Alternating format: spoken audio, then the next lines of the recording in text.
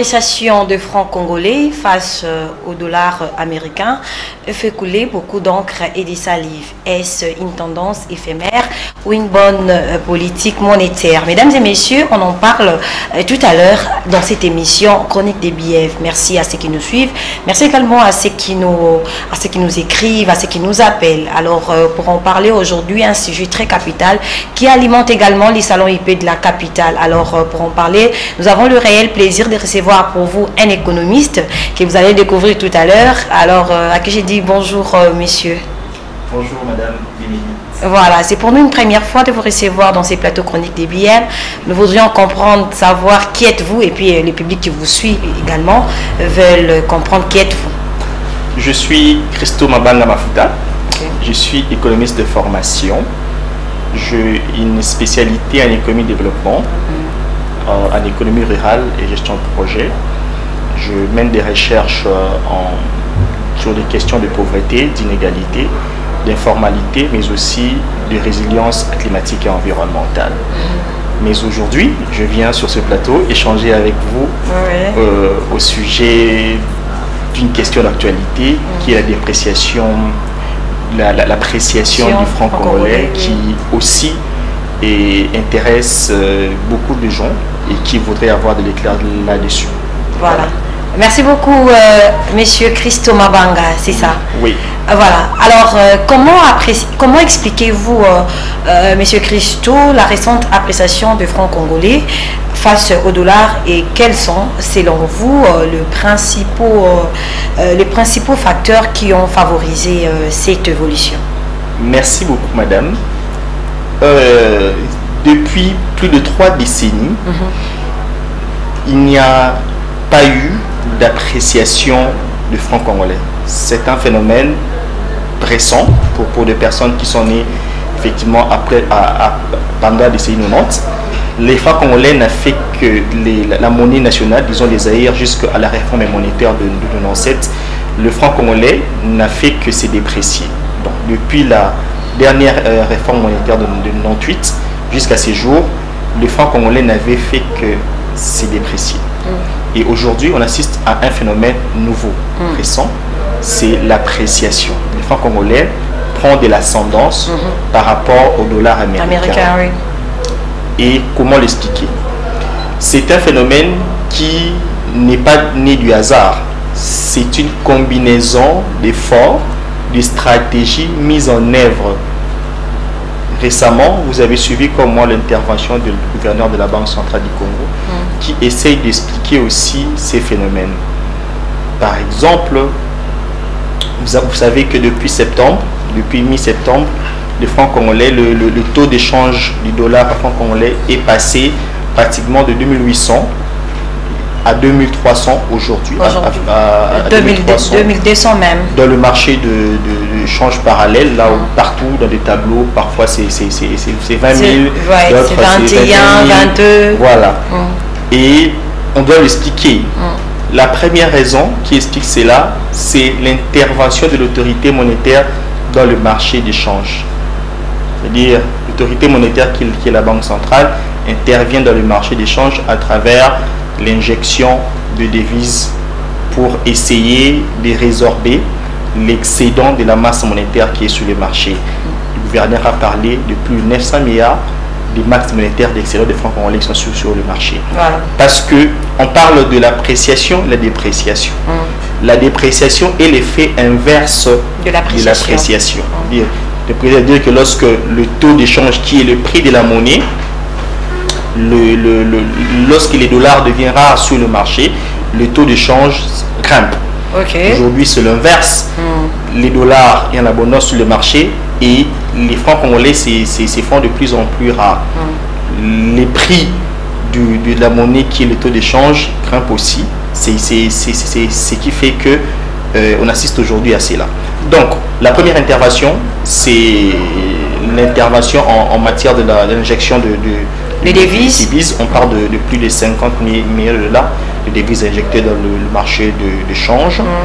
Deuxièmement, on doit aussi parler de la communication qui est là-dessus. Communique là-dessus parce que les actes posés par l'autorité monétaire doivent avoir de communication. Voilà. Par ceci, on a fait ceci pour cela. Voilà. Une autre intervention auquel on doit attribuer cet événement, il y a, qu'est-ce que j'allais dire, en dehors de l'intervention, il y a les réserves d'échange. C'est-à-dire, aujourd'hui, on avoisine plus de 6 milliards de dollars de réserves d'échange. La RDC... Ce qu'on appelle la réserve stratégique. Justement. La RDC a suffisamment ématé là et une réserve d'échange qui peut compenser cette perte. En dehors de ça, il y a aussi l'environnement économique international qui est favorable. La RDC est un pays extraverti qui est sensible au choc économique exogène. Donc, lorsque l'environnement économique international est plus ou moins stable, le prix du cobalt et du cuivre auquel la RDC dépend profondément est plus ou moins élevé, qui fait que la RDC a suffisamment de devises pour avoir des réserves d'échange et ça lui permet de faire face à ça. Alors, cette stabilité, ces réserves suffisantes de dollars permet à ce qu'il y ait stabilité relative. Voilà. Voilà, nous allons prendre un élément par rapport à ce que vous venez de dire tantôt et puis on revient tout juste après pour continuer notre discussion. Pas de souci. Donc, il y a des réserves, on les a toujours en francs congolais. Ils ont acquis 2300 milliards et commis 1 milliard. Ça veut dire que vous avez respecté les sous-ratiotés. Mais en termes techniques, en termes monétaires, les endettis, besoin équivalent, il y a 150 millions de dollars en francs congolais, pour boire qui a marché. Puisque la banque va respecter les sous-ratio en athée. Tant que et bois comme il a marché 150 millions en a, et il y a les sous donc l'équivalent c'est à peu près 400 millions de 400 milliards de francs congolais, bon, 300 et quelques de francs congolais au bois qui n'a marché. Ça na francs congolais on a qui somba dollar dépréciation sous. Alors na moment où on a banque centrale est décidé il y a que jouer un instrument nango de politique monétaire sous augmenter taux directeur na 25% pour nous salanine pour nous pousser la banque placer les francs congolais na bango na banque centrale de telle sorte à réguler le marché pour les francs et commis et belé. Donc mais vous avez que tant que placer mbongo na bon BCC à 25%. Si vous avez 1 milliard, au bout, il y a une année, il y a commis combien? 1 milliard, vous avez 25%. Au bout d'une année, il y a commis 1 milliard 250 millions. Francs sous-sous, il y a commis belé. Et que ça l'année, et que somba dollar. Dépréciation sous-sous. Donc, Zalaki na en économie effet boule de neige. Donc tozo landa et l'okobat va éviter c'est que na période où en même temps banque centrale et zo matisato et matisaki taux directeur na 25% pour la banque bayaka kaka. En même temps petango effet pervers nango la banque centrale a injecté des devises pour calmer le marché. Mais au fait on avait un déséquilibre lié à une surliquidité. Pardon, en français, et les cas qui est belé dans le marché, parce que coefficient on a, il y a réserve obligatoire, n'est-ce qui stocké na franc congolais. Voilà. Alors, tango n'a commis le 23 juillet, Nazaki nommé le 23 juillet, mais Nazui, tout ça les remises et reprises, le 4 août. La première réunion Nangai pour Ezalaki mitindo oyo nazwaki epai ya tata mokonzi. Natal et la Likambo, où il y a taux de change, la Banque centrale, n'est pas comme ça. Na sali réunion, na équipe, il y a Banque centrale, on a total instrument, ni sur la politique monétaire. Et tout le monde était, et l'Okowana, il y a coefficient à réserve obligatoire, il y a un monde qui cause. Il y a dépréciation en mots. Il y a franc congolais par rapport à dollar. Parce que l'État avait accepté que PCRM.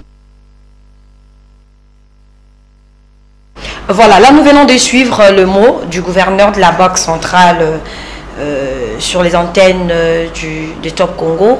Alors, je reviens à vous, l'assistant Christo Mabanga. Alors, pensez-vous que cette stabilité du taux sera-t-elle durable?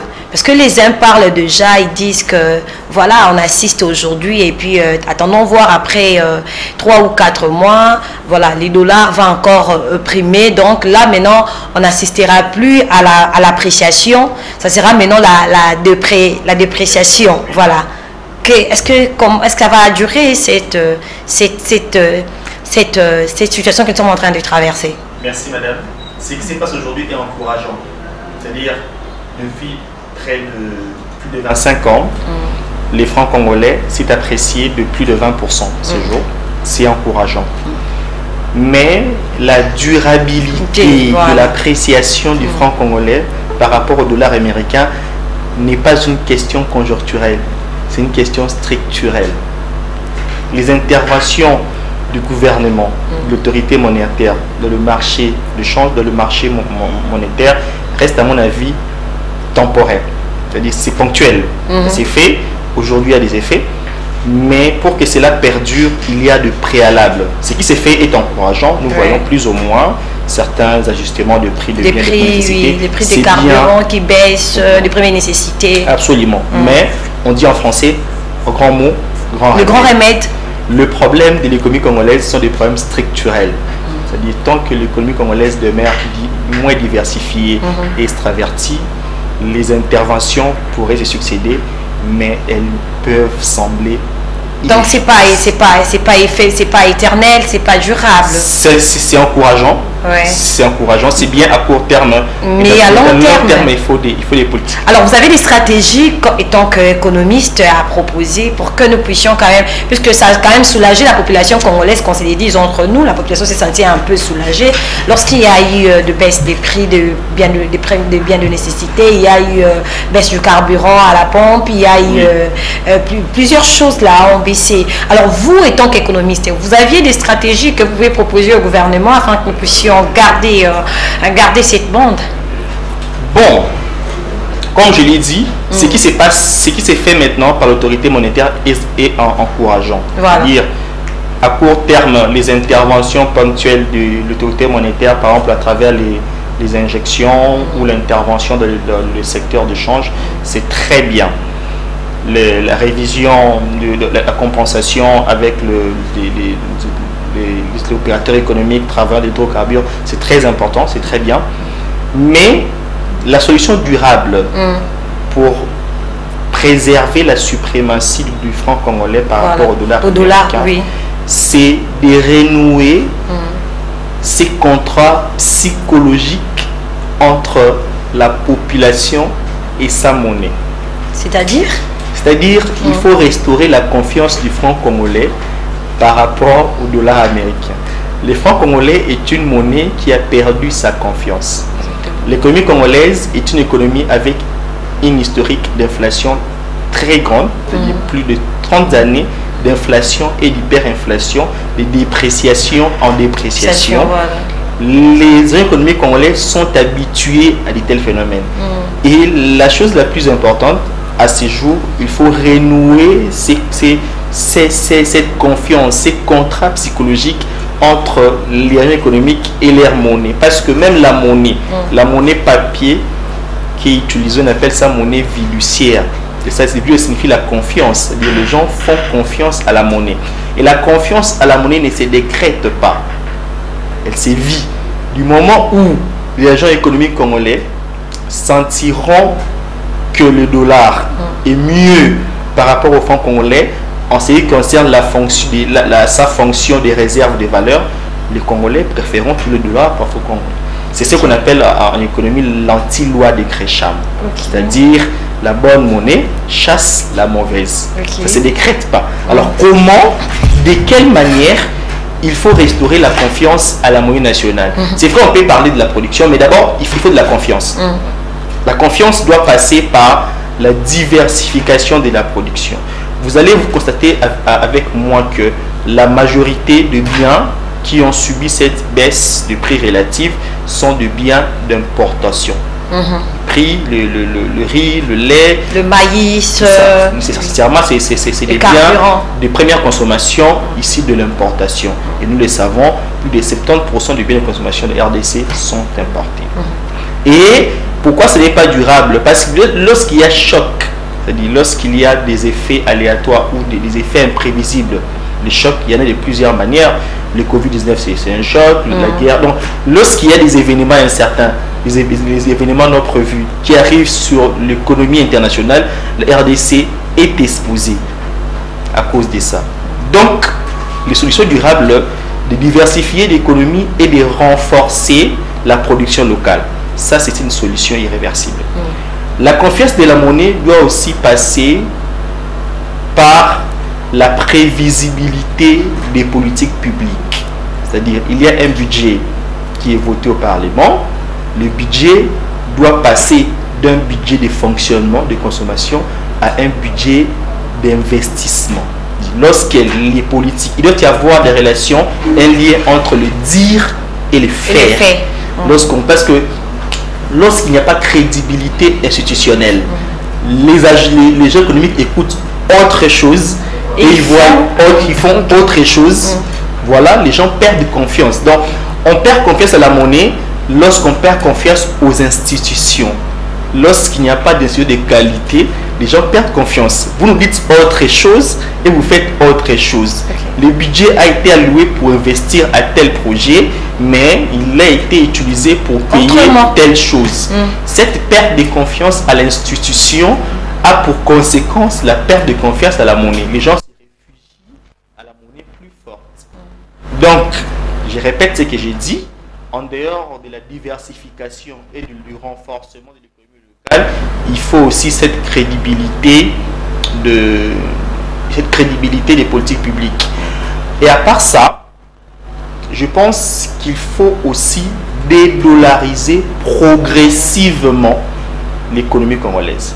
La dollarisation est un phénomène, bon, c'est normal. Hein? Ici, en notre pays, déjà, j'explique, on a deux dédollarisations. Dans les codes d'échange, il y a ce qu'on appelle la dollarisation de jure et la dollarisation de facto. De jure, c'est lorsque la dollarisation est décrétée par la loi. Dans certains pays d'Amérique latine, c'était comme ça. L'État décide. À partir d'aujourd'hui, compte tenu de l'instabilité de notre monnaie, nous décrétons que les dollars deviennent notre monnaie des transactions. Ça s'est fait. Ça s'est fait dans beaucoup de pays d'Amérique latine.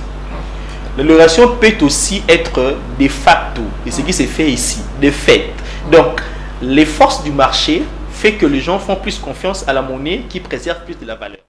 Personne ne décrète, mais on voit que le dollar préserve mieux la valeur que les francs congolais. On cherche le dollar. En vertu de la loi de l'offre et de la demande. Et au Congo, le dollar et les francs congolais, c'est les deux monnaies qui ont cours légal dans notre pays.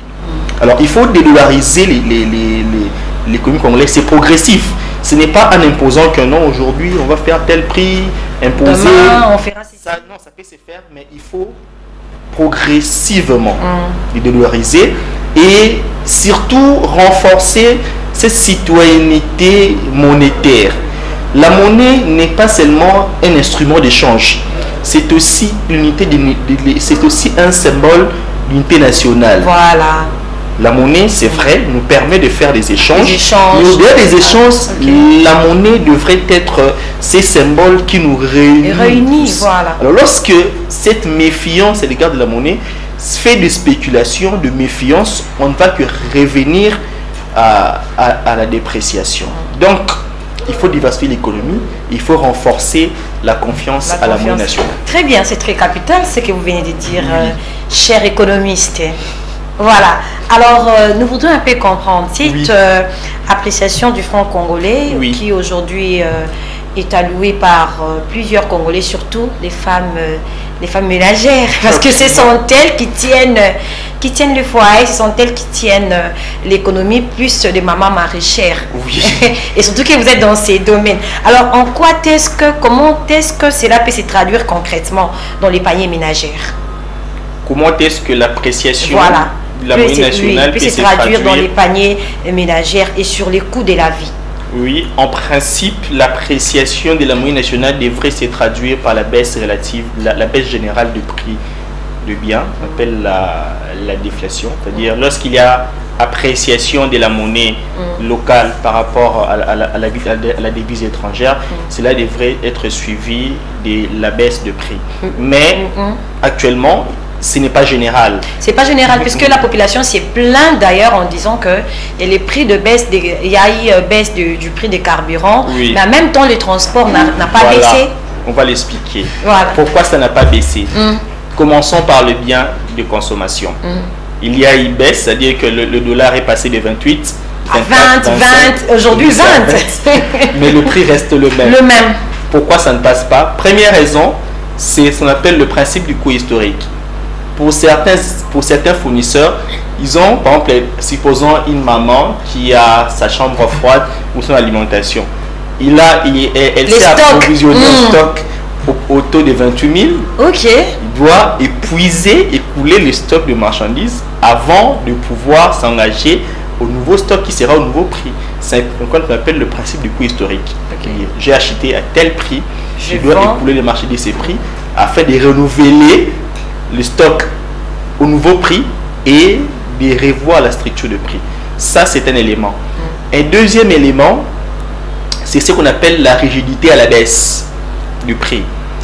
Les gens économiques congolais sont habitués à revoir le prix à la hausse. C'est-à-dire, nous sommes tellement habitués au mouvement d'inflation, au mouvement de dépréciation de la monnaie. Les prix, par exemple, des unités, je me rappelle, c'était à 50 francs à l'époque pour 25 unités. Aujourd'hui, on peut avoir 25 unités à 1000 francs. À 1500. 1500. Donc, les gens sont habitués à faire grimper les prix. Et ce n'est pas facile de faire baisser les prix. On appelle ça rigidité à la baisse du prix. Donc là, c'est lié à la psychologie. Oui, c'est psychologique. Pourquoi? Parce que les gens n'ont pas encore confiance à cette baisse. Ils se disent que c'est temporaire. Voilà, c'est ce qui s'est dit même. C'est ce qui s'est dit. On dit que ça peut, on observe 2 après 3 mois, voilà. Le dollar reviendra cette fois-ci, ça sera plus à 28 mais à 30. C'est une question de confiance, c'est-à-dire. Les gens se disent non, je ne vais pas encore baisser les prix parce que je ne sais pas. Ils sont en train de jauger, de voir. On voudrait que ces phénomènes ou ces faits perdurent dans le temps. Voilà, tu vois que 1 mois, 2 mois, ça marche. Je peux maintenant changer les prix. Donc, il est plus facile, dans toutes les économies du monde, il est plus facile de changer le prix à la hausse dans un magasin que de revenir à la baisse. C'est un raisonnement rationnel des gens économiques. Même sous d'autres cieux, ça s'est fait. Oui, c'est un raisonnement rationnel. On dit en économie, c'est une loi d'économie, que les gens économiques réfléchissent à la marge. C'est-à-dire, lorsque j'ai fait baisser mon prix, le prix du lait était à 500 000, à 50 000 francs, c'est passé à 45 000. Bon, donc le taux, j'ai acheté le lait à 10 $, c'était à 28 000, maintenant c'est 20 000. Faut-il que je puisse faire baisser ça? Est-ce que je n'aurai pas de perte? Et si demain, le taux passait à 30 000, qu'est-ce que je ferais? Donc, c'est aussi lié à cet environnement d'incertitude. Alors, dans ces cas, il faudrait que le gouvernement garantisse les opérateurs économiques ou que le gouvernement fasse quoi? Justement, c'est le travail que fait l'autorité monétaire. Il faut communiquer. Communiquer suffisamment sur les interventions du gouvernement et de la Banque centrale dans le marché d'échange et dans le marché des biens et services. C'est ce que fait le ministre de l'économie, récemment il a fait, et ce que fait l'autorité monétaire. chaque fois communiquer, voilà, on a fait ça. Par exemple, là, on a fait passer les taux directeurs de 25%, 17%. Pourquoi on a fait ça? Ainsi de suite. Et là, maintenant, ça pourra créer de la confiance aux opérateurs économiques ainsi qu'à la population. Voilà, on sait que ce n'est pas un mouvement de spéculation, mais c'est encadré par l'autorité, par l'État. Voilà, la révision à la baisse du prix du carburant est saluée par plusieurs personnes. Plusieurs personnes, qui soient politiques ou pas, ont salué cette baisse du prix. Alors, quelles en sont les causes réelles et quel impact économique on peut attendre? Parce que lorsque le carburant baisse, c'est-à-dire cela nous permet de pouvoir acheter les marchandises à moindre coût, d'abord se déplacer pour aller chercher les marchandises. Alors nous voudrons comprendre l'impact que cela peut avoir sur le plan économique de notre pays. Oui, et lorsqu'il y a appréciation du franc congolais par rapport à la devise étrangère, il est logique pour un bien comme le carburant qui est vendu en francs congolais puisse subir aussi une baisse de prix. Cependant, le prix du carburant se fixe en commun accord avec les parties prenantes qui doivent faire de compensation. Le gouvernement doit accepter de compenser les manques à gagner des parties prenantes, des opérateurs économiques, parce que le carburant était bien qui est subventionné. Mais ce qui est logique, la baisse du carburant est saluée, le taux d'échange c'est apprécié, mais il faut aussi faire allusion au marché, au cours mondial du pétrole. Aujourd'hui, le baril de pétrole international se vend à 62 $ le baril. Avant, c'était à 88. Le marché s'est amélioré avec les mouvements internationaux, l'accord Hamas-Israël. Tout ça a eu de l'impact sur l'amélioration du marché mondial du pétrole. Ça joue aussi parce que le pétrole, c'est un bien importé. C'est très important. Donc, l'amélioration, la calmie dans l'économie mondiale, dans le marché mondial du pétrole est un facteur important. Deuxièmement, l'appréciation du franc congolais. Troisièmement, la volonté du gouvernement à compenser les manques à gagner des opérateurs économiques œuvrant dans le secteur pétrolier des hydrocarbures. Raison pour laquelle on assiste aujourd'hui à une réduction de 10% du prix de carburant à la pompe. Mais ce n'est pas suffisant parce que ça ne suit pas. Le prix, en principe, ça devrait avoir des répercussions sur le prix du transport. Mais pourquoi il y a cette rigidité?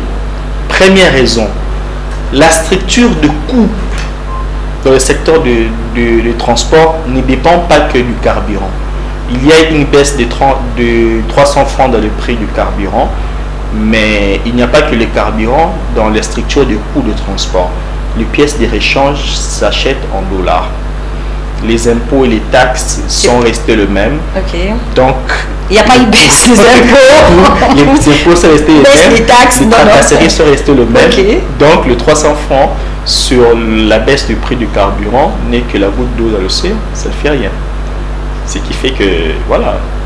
Et deuxièmement, il y a ces niveaux, il n'y a pas de mécanisme automatique qui fait que la baisse du prix des carburants occasionne une baisse.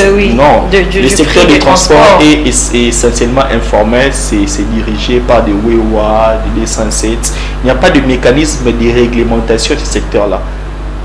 L'État n'a vraiment pas de la même. C'est vrai que combien de fois les gens respectent la structure de prix de transport édictée par l'hôtel de ville ou par le gouvernement provincial. C'est parce que le secteur de transport en RDC, à Kinshasa surtout, est essentiellement tenu par le privé et c'est relève du secteur informel. Donc il n'y a pas de mémise, il n'y a pas de réglementation dans ça. Et troisièmement, je reviens encore sur la notion de psychologique. Les gens se disent que bon, ça va encore grimper, on attend voir. On attend voir, ça peut changer. Et voilà, c'est ça. Dans ces cas, il y a un grand travail à faire, que ce soit au niveau du gouvernement. Il y a aussi les embouteillages. Ça, c'est un facteur structurel. J'avais entretien avec un chauffeur et un motard. Je voulais un peu comprendre un peu, donner un visage humain à l'économie, parce que je ne fais pas que de l'économie, mais j'ai fait l'économie du développement. C'est-à-dire l'économie doit avoir un visage humain. Tout ce que l'on fait, les chiffres, le taux d'échange, l'appréciation des populations ont de l'impact au finish sur l'homme. Voilà. Je pose la question à un motard, pourquoi vous n'avez pas baissé votre prix? Il me dit, ah, 300 francs. Ça est l'autre. Déjà, ça est l'autre. Il dit que bon, c'est rien, ça ne change rien de tout ce que j'ai comme coût. Le prix du versement que je dois rendre. Le prix du versement reste le même. Je paye les tickets, c'est le même. Tout ce que je dois faire, c'est le même. Il n'y a que 300 francs qui a bougé, donc ça ne veut rien dire. Ça, c'est une chose très importante qu'il faut noter. Donc, ça peut s'améliorer, mais il faut une régulation du secteur du transport. Bah, les embouteillages, non. Mais les embouteillages, moi, je peux mettre les carburants pour 5 litres, mais de Huileries jusqu'à la Premièrerie, je peux déjà brûler 3 litres de carburant. Qu'est-ce que je fais? Ça, ce sont des facteurs structurels qui peuvent occasionner cette rigidité de prix dans les temps. Les efforts peuvent être consentis, c'est des efforts louables consentis par le gouvernement, mais il y a des facteurs qui peuvent le freiner. Voilà. Oui. Merci beaucoup, l'assistant Christo Mavanga. Voilà. On prend une petite... on va prendre cet élément et puis on va revenir tout juste après pour pouvoir continuer nos discussions qui est vraiment très importante. Et surtout la population qui nous suit, bien sûr, tous qui nous suivent à la maison, que ce soit à la maison ou que vous soyez. D'abord, vous comprenez c'est quoi l'importance de cette appréciation et puis vous comprenez que cela n'est pas du coup un bâton magique, cela doit être progressif. Voilà. On va se retrouver tout juste après. On prend cet élément et on se retrouve tout juste après. Merci. Dire quoi? Comme stock, il y a des réserves, on les a toujours en francs congolais. Ils ont qui 2300 milliards. Et commis 1 milliard. Ça veut dire que vous avez respecté les sous-ratiotés. Mais en termes techniques, en termes monétaires, les endettis, besoin équivalent, il y a 150 millions de dollars en francs congolais, bois qui ont marché. Puisque la banque a respecté les sous-ratios en athée. Tant que bois qui a marché, 150 millions et il y a les sous donc l'équivalent, c'est à peu près 400 millions de 400 milliards. De francs congolais, bon, 300 et quelques, de francs congolais, au bois qui n'a marché.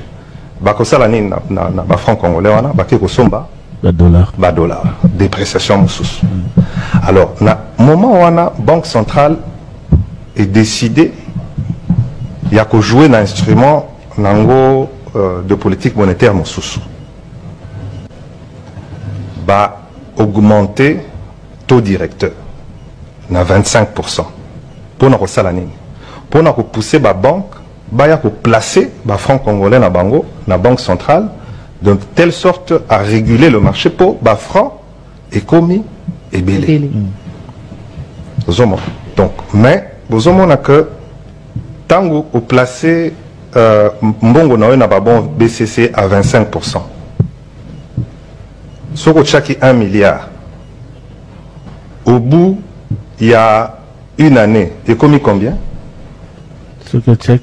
1 milliard, au Tchèque à 25%. Au bout d'une année, il commis 1 milliard 250 millions. France sous et commis belé. Et que ça la nini? Voilà. Alors, petit à petit, mesdames et messieurs, nous chutons. Voilà, nous atterrissons pour aujourd'hui dans notre émission Chronique des BM. Je rappelle que nous sommes en train aujourd'hui de parler de l'appréciation du franc congolais en dollars américains. Alors nous avions reçu pour vous un expert à la matière. Il est économiste, il est également assistant à l'Université catholique du Congo. Alors je rappelle que moi également je suis une ancienne de l'Université catholique du Congo. Donc aujourd'hui c'était à tête l'Université catholique du Congo. Alors monsieur l'assistant Christo Mavanga, nous sommes déjà presque à la fin de cette émission. Alors quelles sont les recommandations que vous pouvez proposer au gouvernement congolais afin de pouvoir maintenir un peu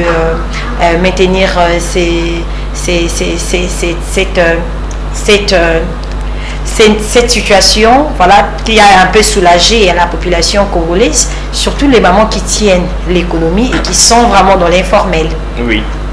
Le gouvernement et l'autorité monétaire, surtout c'est très important. Voilà, l'autorité monétaire. L'autorité monétaire devrait continuer à communiquer de manière très efficace sur les différentes interventions, ces interventions dans le marché d'échange.